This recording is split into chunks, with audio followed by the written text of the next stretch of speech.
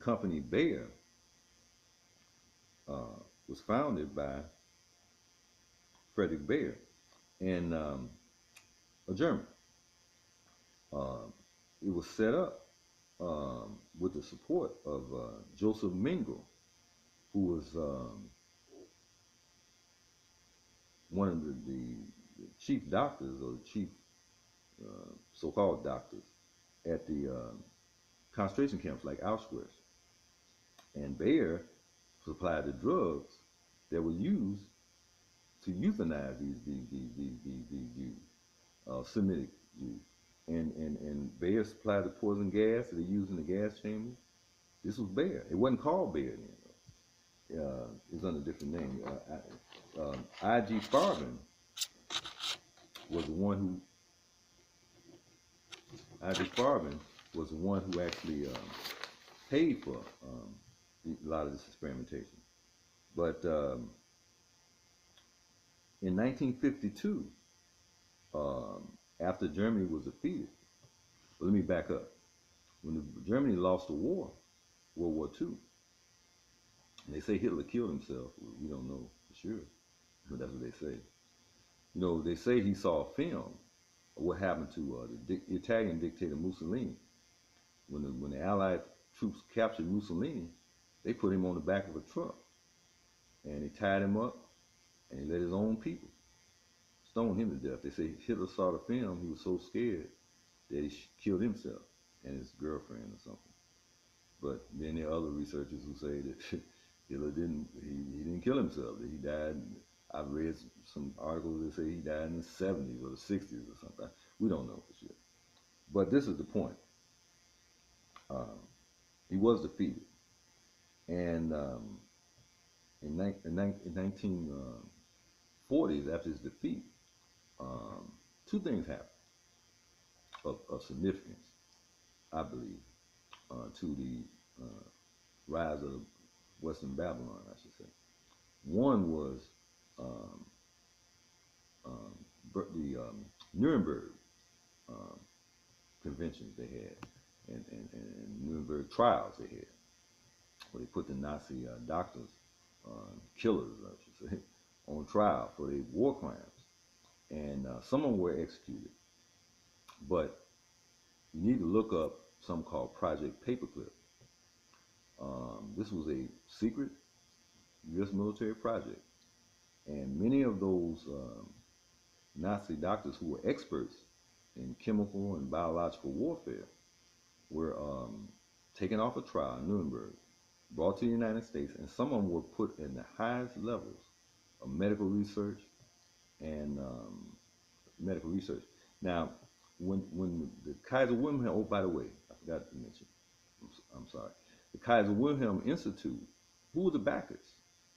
You know, he needed funding to do what he did. The Kaiser Wilhelm Institute was funded by Nelson Rockefeller and also by the Rothschild. And but when the Kaiser Wilhelm Institute, when Nazis were defeated, they formed a similar type of scientific think tank here in the United States. It was called the National Research Council and the National Science Council. And who gave the financial backing for that? Other than Nelson Rockefeller. Um, Rockefeller had gained his wealth in oil, excuse me, and in drugs. And just so happened that when these Nazis, now one key figure um, was this man Robert Galo. Robert Galo was they call him the skull of AIDS, and I want this to be the subject of another broadcast about HIV, because HIV was a global man-made pandemic that was triggered um, in order to accomplish population control. You know. But suffice it to say now that uh, that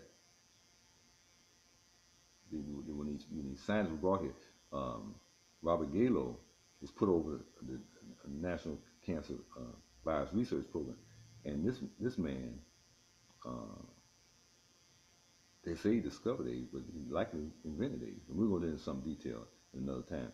But the same backers of the Kaiser Wilhelm Institute in Germany, which was an umbrella for medical experimentation on Semitic black people in Germany, was the same forces, was the same backers of the National Science, but in America it was called the National Science Council and the National Research Council, and they were doing the same thing that the Kaiser Wilhelm Institute in Germany was doing. Um, but they did it a little differently. The most famous case was a black woman named Henrietta Lacks. Now, Henrietta Lacks, Henrietta Lacks was the um, subject of a eugenics study they were doing uh, in Baltimore, and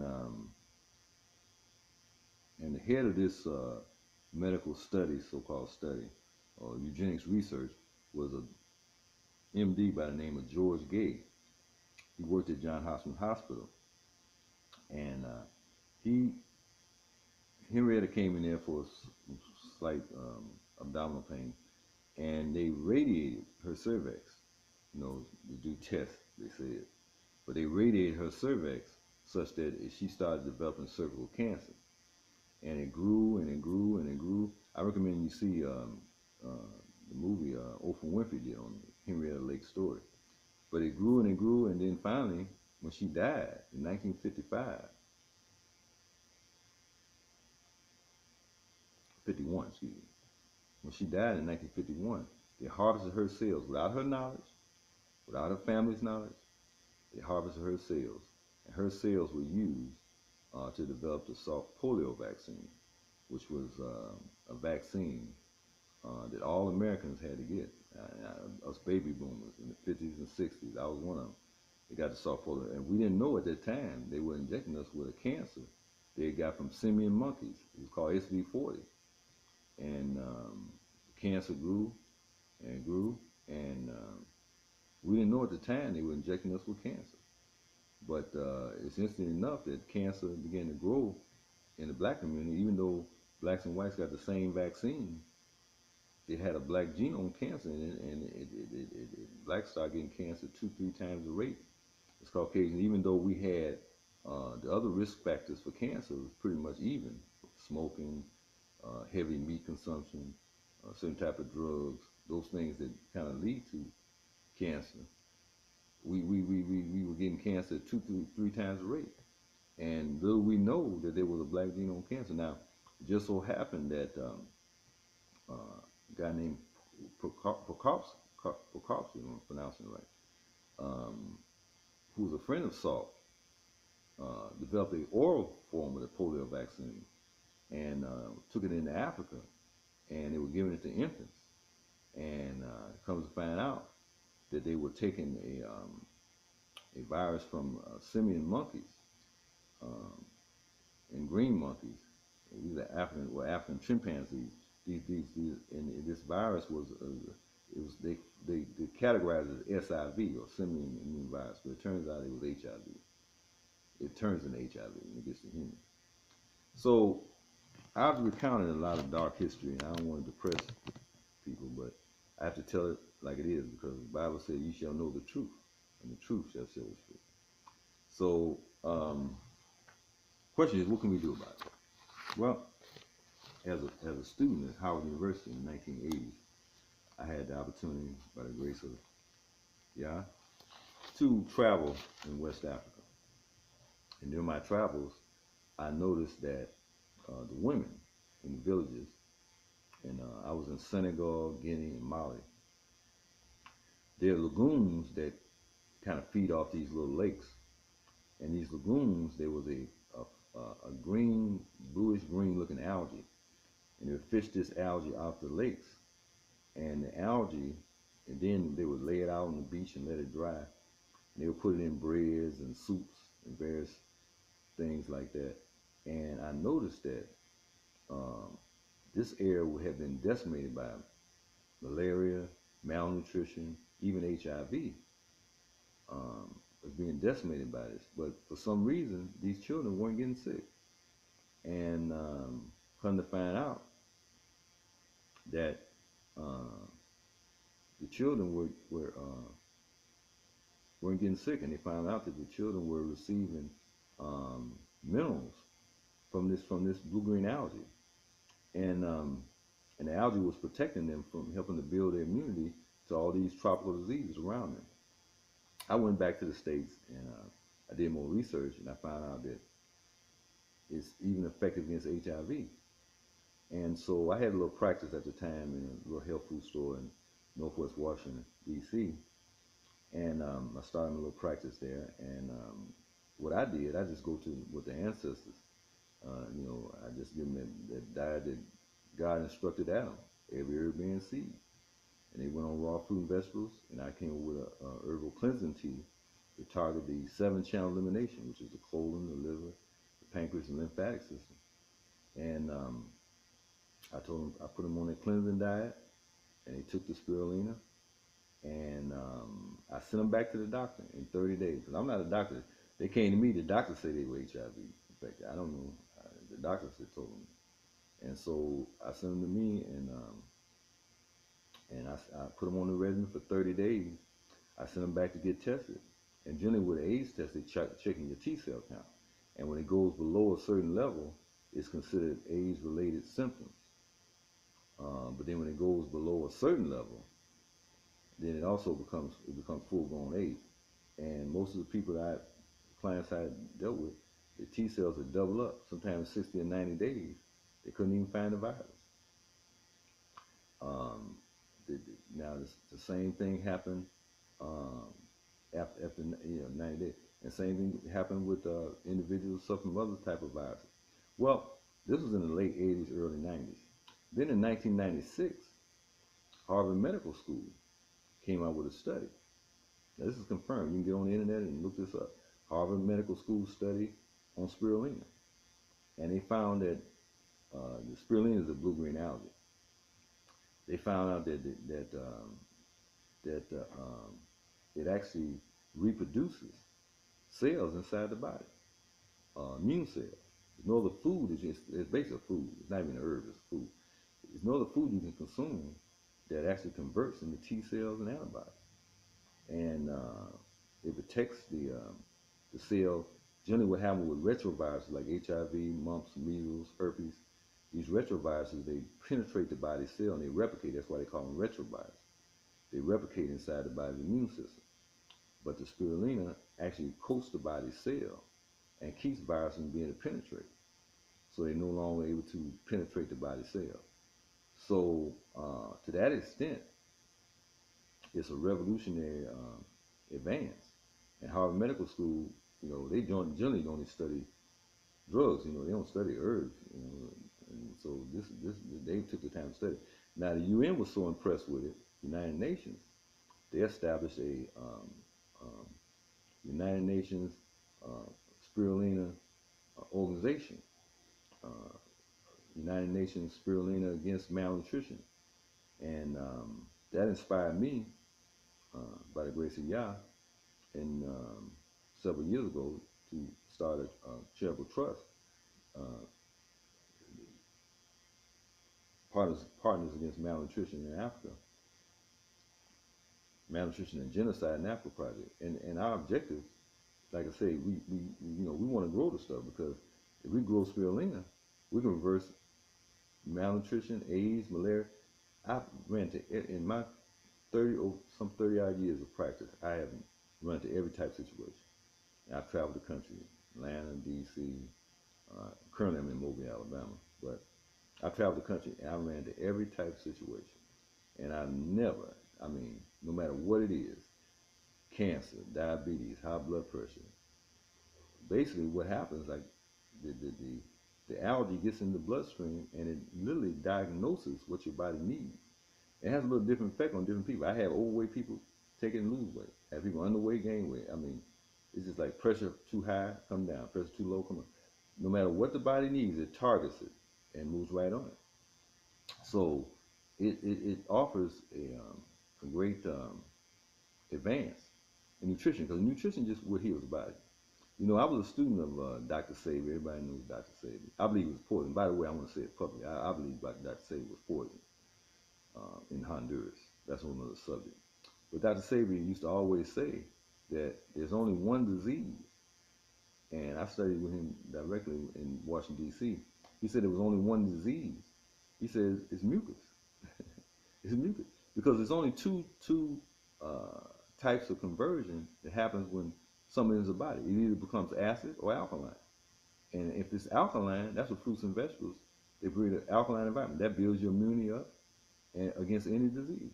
But if it produces acid, then acid is what causes the body to develop mucus. Because mucus is the body's defense against the acid. Acid is just the body's response to say that this is not for me. This is not good for me. So I got to build a defense. So that's when mucus comes in. You mothers who kids have bronchitis and asthma, black folk in general, now there's some exceptions. There ain't no rule universal now. I'm not explaining. It's not a universal rule. But in general, black folks are not lactose tolerant. I give you my own testimony. I was growing up, I had terrible allergies. Throat would swell up, eyes would swell up. My mom, she wanted to help me. She took me to the doctor, and he gave me a powerful antibiotic. It was called chlorotrimazole. This antibiotic would knock me out, knock me out, and you know, swelling would go down, eyes would go swell. But then next day it would come right back. I thought maybe I was just allergic to pollen, which but now I have no problem with pollen. But the Spirit told me at age 16, stop drinking cow's milk. So I stopped drinking cow's milk, and 60% of it went away. 100% went away when I became a vegan. Got off all animal products. And I got on the spirulina. But the point I'm making is that the effects, what happens is animal products like cow's milk, parasites are the main enemy to the body. Parasite can lay an egg, 5,000, 10,000, 20,000 eggs in one day. You start with one parasite, you got 20,000 parasites taking over your body. And they start biting your muscles and joints. Now you think you got arthritis, which it can cause arthritis. Other thing. It's parasite. And so they would bite me in my eyes, my eyes swell up, bite me in the throat, my throat swell up. So when I stopped drinking the cow's milk, it went away. The parasite. It was parasite. And, I was blessed in the early 80s in Washington, D.C. to meet great spiritual teacher, Rabbi Ben Ami of the African Hebrew Israelite Nation of Jerusalem. And Rabbi was, I call him Dr. Rabbi. Rabbi was teaching, and he said, look, he says, I was trying to get off of drugs. I was a college student, I thought I was advanced, smoking weed, eat fried chicken. I'm bragging to people, yeah, man, I'm drug-free. Rabbi had to pull our coat, man, and tell us, man, you ain't drug-free. You still eating fried chicken. You ain't drug-free. They drugging the chicken. Then I come to find out that they cloning animals now. You don't even know what you're eating. It's not even a chicken. They might have mixed it with dog, cat, like they eat in some parts of Asia. My sister lived in Korea for a year. She told me, she said, brother, any kind of dog you want, you can get in Korea and sold in the can. Chihuahua, German Shepherd, you know what I'm saying? But you don't know what you eat when you eating chicken or any type of meat, because you don't know what they cloned it with. And then you got to take into account that natural carnivores have an intestinal tract that's only a few feet, maybe 19, 20 feet, whereas the human intestinal tract is 35, almost 40 feet long, almost the length of a football field. Your large and small intestines, if you roll them out, they've been linked 40 feet almost. And that makes it real difficult for meat to get through the intestines. So it clogs up. That's how you end up with colon cancer. It's just clogging the colon up. It won't move it. Fiber is the only thing, and fiber you get from raw fruit and vegetables. I eat about 90% raw, 95%. I'm not 100%, but I would say, your body is 98 degrees Fahrenheit. And so it's going to, Food is cooked when it enters your body anyway, you know. But I advocate eating as much raw food as possible because raw food has the enzymes still alive in it, which enzymes get heated and then it makes it more difficult to process the food. Whereas the live enzymes in the food make it highly digestible, you know. And so, but yeah, the animal flesh. And then the other thing is they drugging these animals. You know, they hormones. You wonder why these kids so big? Look at the hormones they eat now. My generation was the first generation they started. I was born in the 50s. The first generation when they first started testing hormones in the food, and they first started the fast food chains started. I remember when McDonald's started and Burger King. Well, McDonald's I think was the oldest one. And you know, I ate all them hamburgers back then. And, you know, hormones. You know, you know, and now you know now my grandmother on my dad's side died of colon cancer. And people say, well, that's inherited, you know, inherited. Well, I'm not never get no colon cancer. You won't get colon. Look, stop eating what your grandmama and your granddaddy ate. They caused, or your uncle or whoever it caused it, and you can turn it around. Even though some things are genetic, there's some things that are genetic. There's something that's extremely genetic, like sickle cell disease. You know, that's a genetic disease. But now there's some misnomer about that too, because sickle cell was actually in Africa. It kept us immune from tropical diseases. You know, uh, but the main thing is that um, if you put minerals in the body, proper minerals in the body, you can reverse any disease. But most of the medications that's on the market right now have a history that's linked back to eugenic medicine. So I would suggest that you send me an email.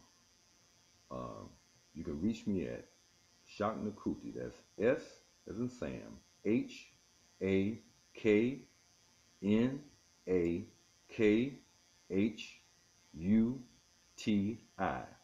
at gmail.com.